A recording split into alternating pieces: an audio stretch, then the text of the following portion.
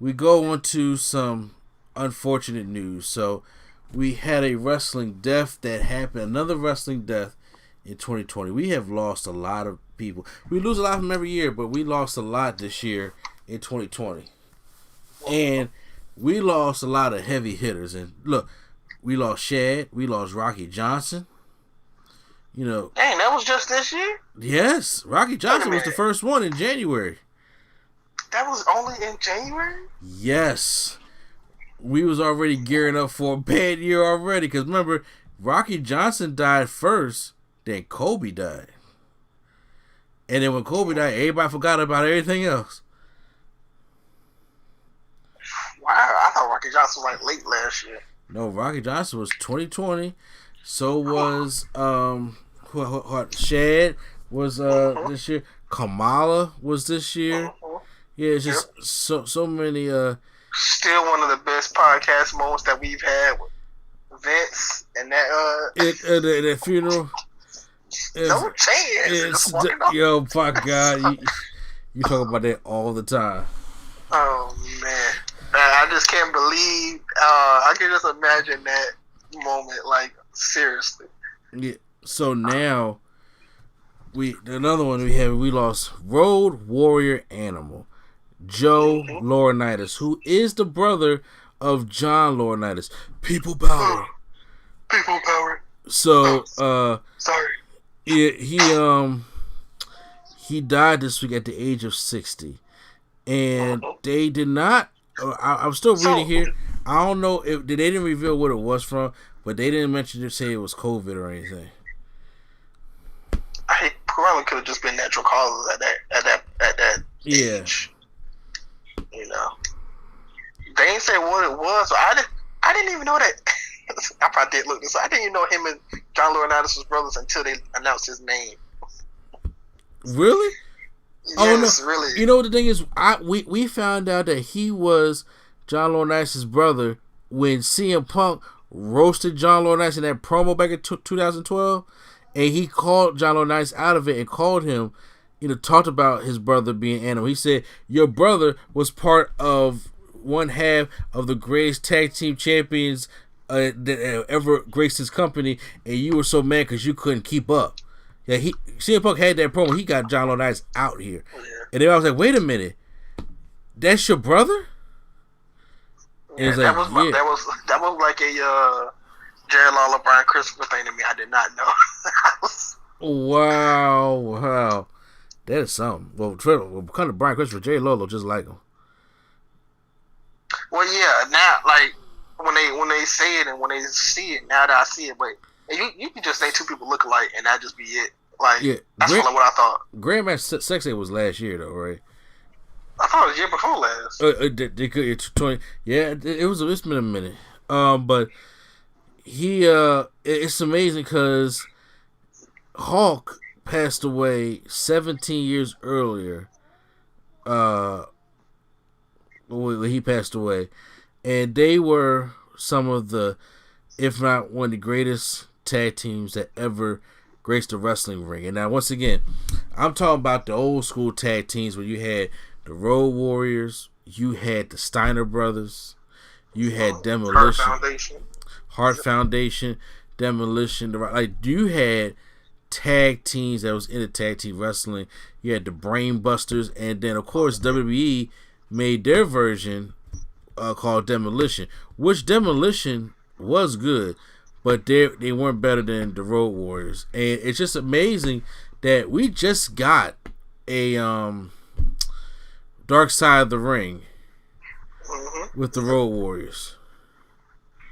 So that was surreal in itself when they interviewed Animal. And like I said, I've been into the Road Warriors for years. And like I said, when I started watching wrestling, the Road Warriors weren't even in WCW anymore. I started in 92, so they was in WWE, and that's when Hulk was getting drunk at that SummerSlam. And he couldn't perform the move right, and then it was like going from there. Then he came back as L.O.D. instead of the Road Warriors, stuff like that. But I remember them in NWA. I remember them, with the Crockett promotions and stuff like that. So they go back years. They go back. I always like because I know this is a thing, but I always like the term Road Warrior Pop. Yeah, exactly. Use it. I don't know what I was watching. I don't know if I was watching like a Chronicle or WWE 24 or something. And Ric Flair came back for something.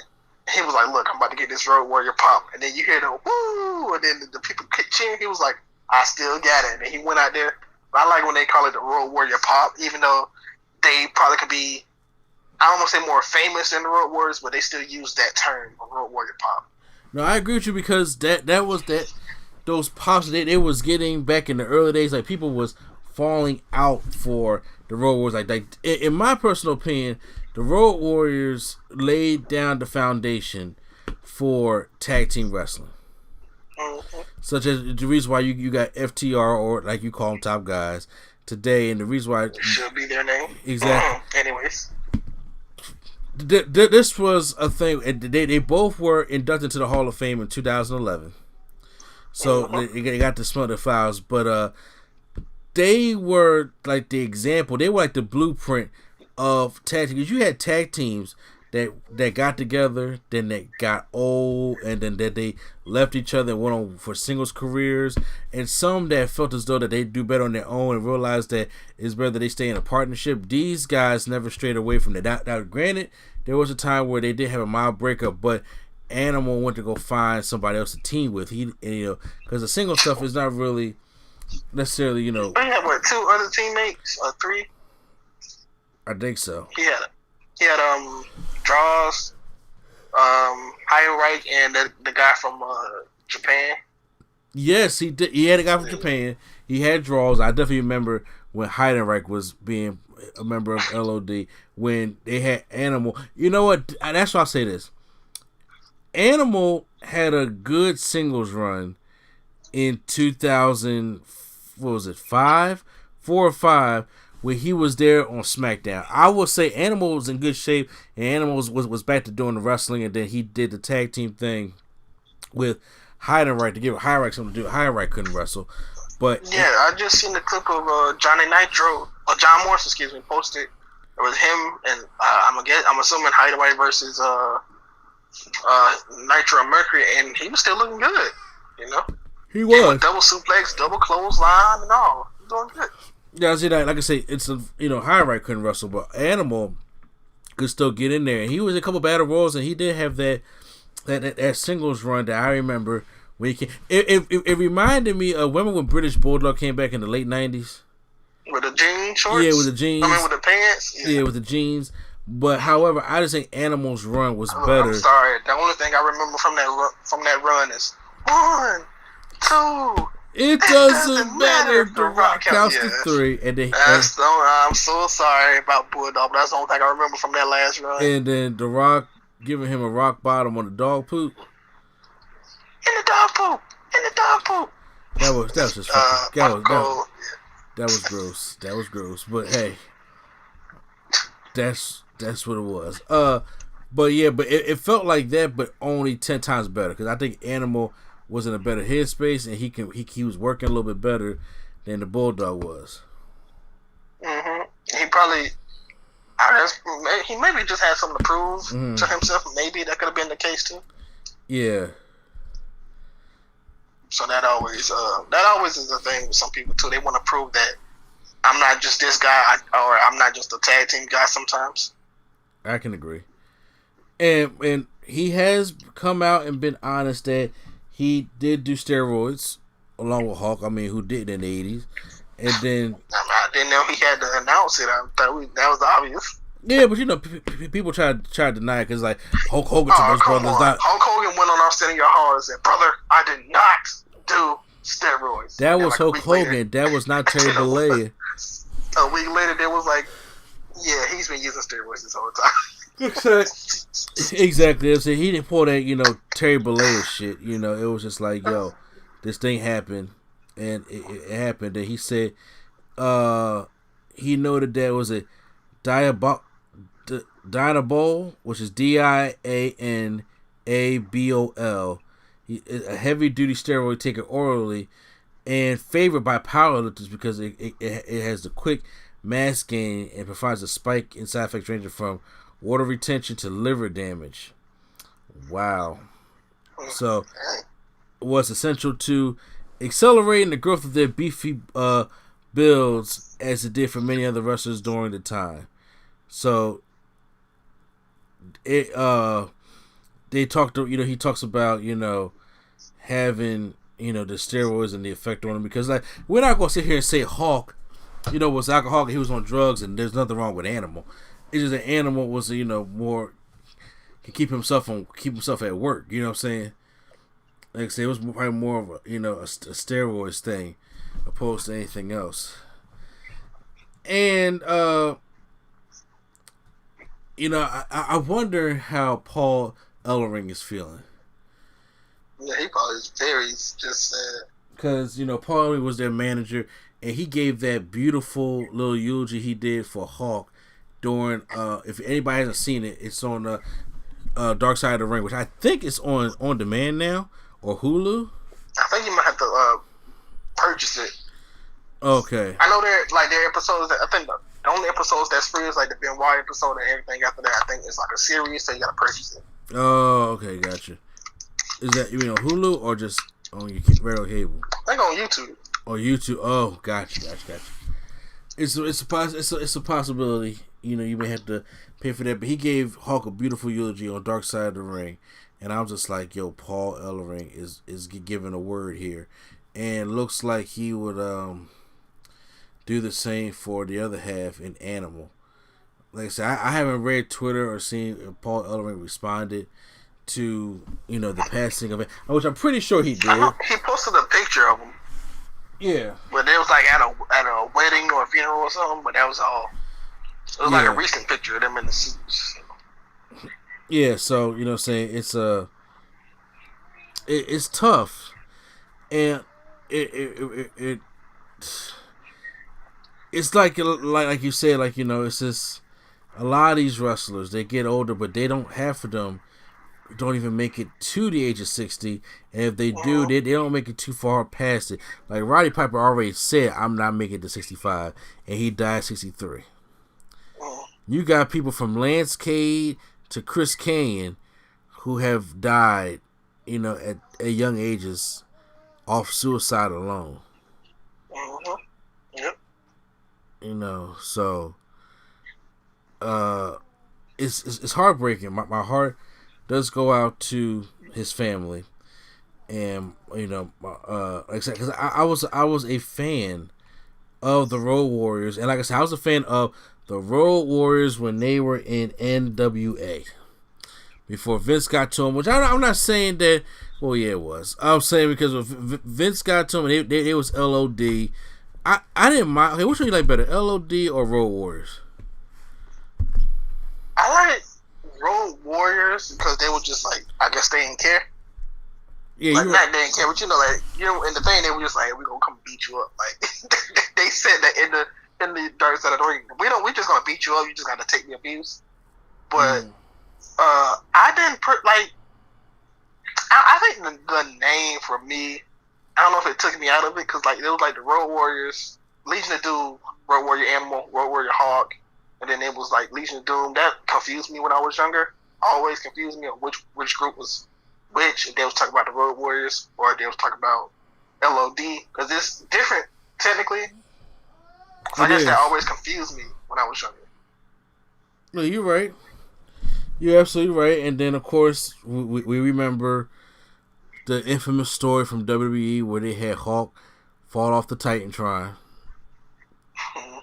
which was dumb. But and then of course you got the SummerSlam matchup with the Road Warriors and Sonny at the time was with them. Well, which matchup? In '92. Nah, Sonny went with them. That was Paul Ellering and their puppet. Oh, the puppet. That's the puppet. Yeah, the puppet on the motorcycle. And when Hulk was too plastered to be in the ring, and Animal said so. But yeah, we can't even do our finish and go to the top rope. Yeah, but there is. And every time I hear that story, you know what I think about. Or what? You know, I think about Vince McMahon in the titty bar, Godfather's titty bar, taking a doomsday, taking a doomsday device in the club. And you know what's funny? And now with more footage, I really believe it. Yeah. Yo, bruh, I'm telling you right now, after seeing him launch himself 10 feet down onto a crash pad to show Gronkowski, a younger athlete, how to fall, I could so believe that. Mm-hmm. I just wish, I wish they had more footage back then, because I know there is footage of him hang glide during the Shawn Michaels entrance on more than one occasion. It's like 2 or 3 videos of him doing it. One is at like In Your House, one is like for WrestleMania, and another one is for another date. I forgot, but he did it more than one time. He did that hang glide across the arena at Shawn Michaels. So yeah, he'll show you, except for that one time. He'll usually show you how to do something. Exactly, or him taking chair shots, whatever the case may be. But yes, those are some memories. But I'm like, those are not those are not what his career is going to be necessarily based off of, because of just these missions of WWE. They had a list here of some of his greatest moments. That's in you can remember. WWE did? No, NWA. Like, okay, I was thinking if WWE did, that's not gonna be. Yeah, no, but like the 1986 Great American Bash. Talking about when they was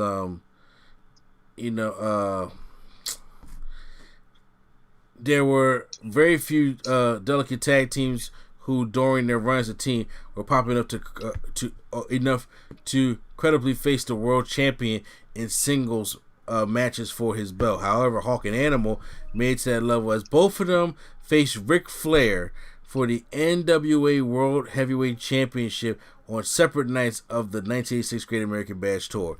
Which, like I said, people don't understand how big Hawk and Animal were as a team, but yet they can, say still like be a team, but still go out and show the world that they can be taken seriously too. Guys. Yeah. Now, I didn't see the Great American Bash in 1986, but I'm sure it's on the network that people can go back and watch. Oh yeah, absolutely on the network. Yes. I know one of the covers they were like the cover athletes of one of the posters. I can't remember which one. It wasn't the Hall of Fame one, right? No, it was like an actual pay-per-view of WCW that they were on the cover of. Okay. I can't remember. I just seen it when I opened up the network and it was on the cover. It was on like one of the posters. So I was like, okay, that's cool. And they at least were on some of the posters back in the day. Ooh. Oh wow, okay.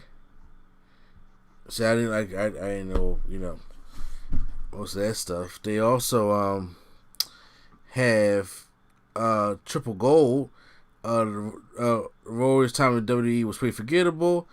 Because, like I said, once again, we had SummerSlam, we had Hawk falling off the Titantron.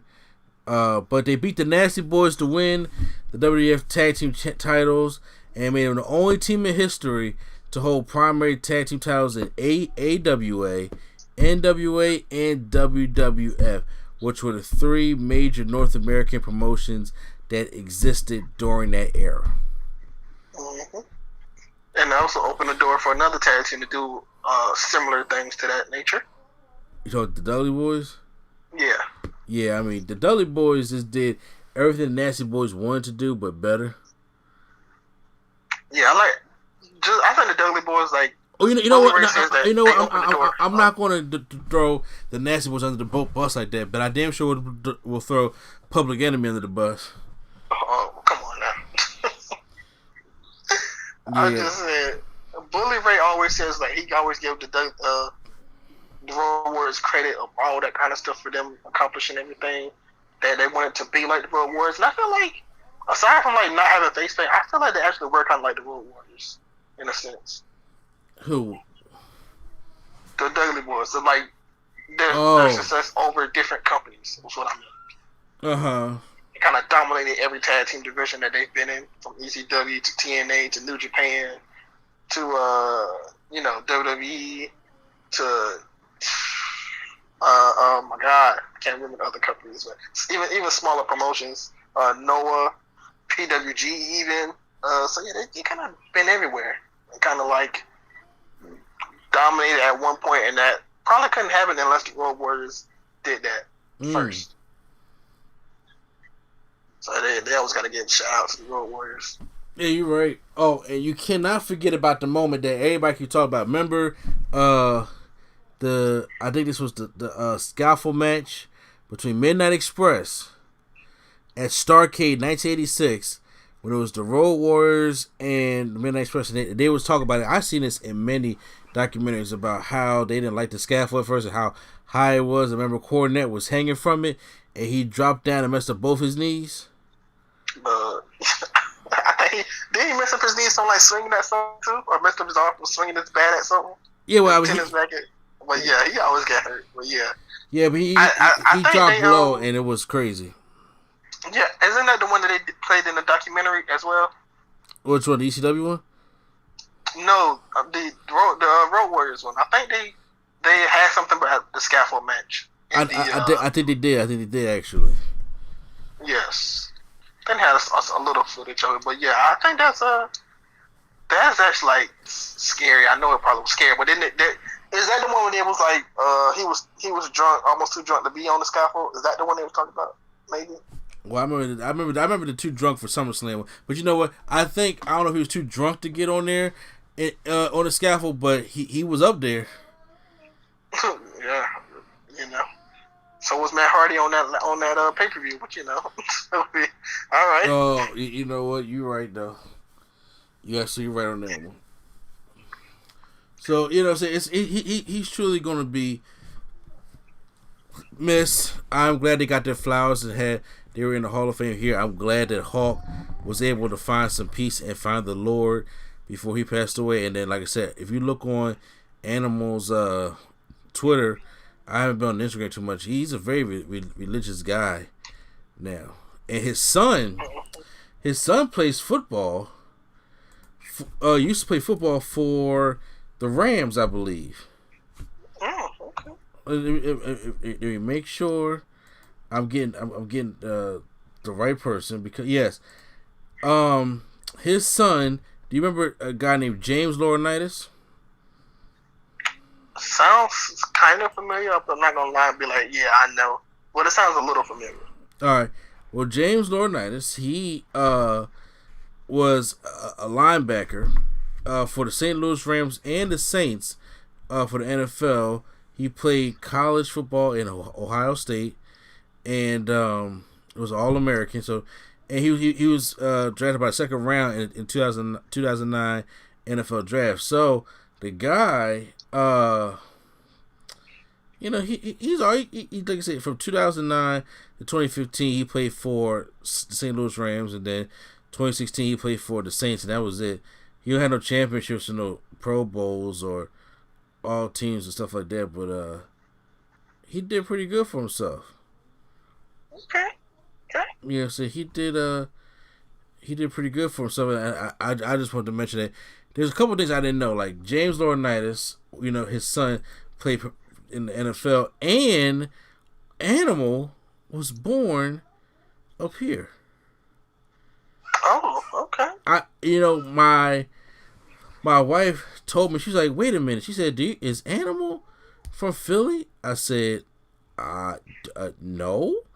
And then I was like, I know if he said no, but he was born, and it has right here that he was born in Philadelphia on September 12th, 1960.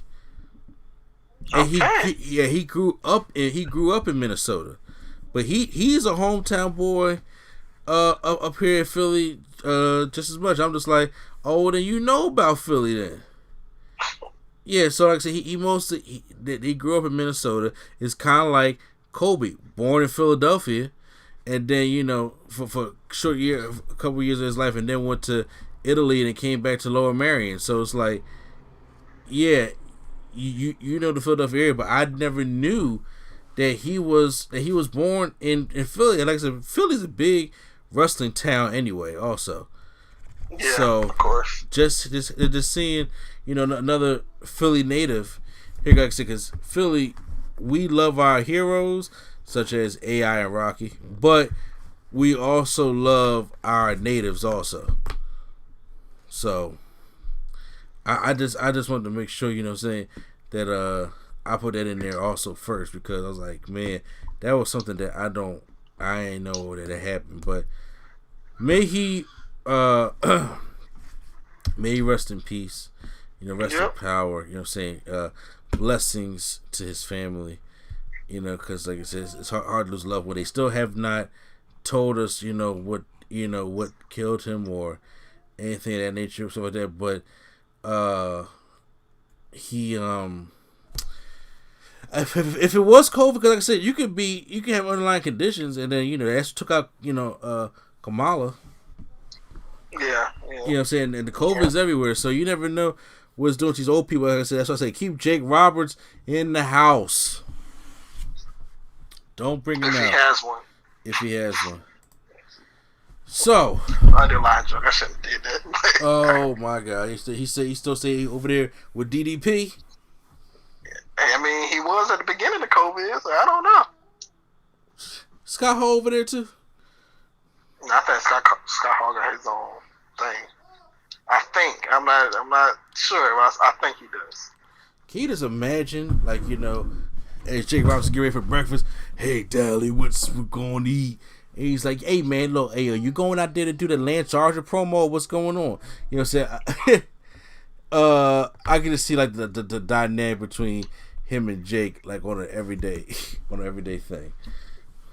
He would probably be like annoyed with DDP, bro. Again, DDP probably has told 60. DDP has probably told 68 Carl Malone stories. Probably. I remember Carl Malone and me we was just clanging and banging. We had to beat Rodzilla. I don't know. It's just something.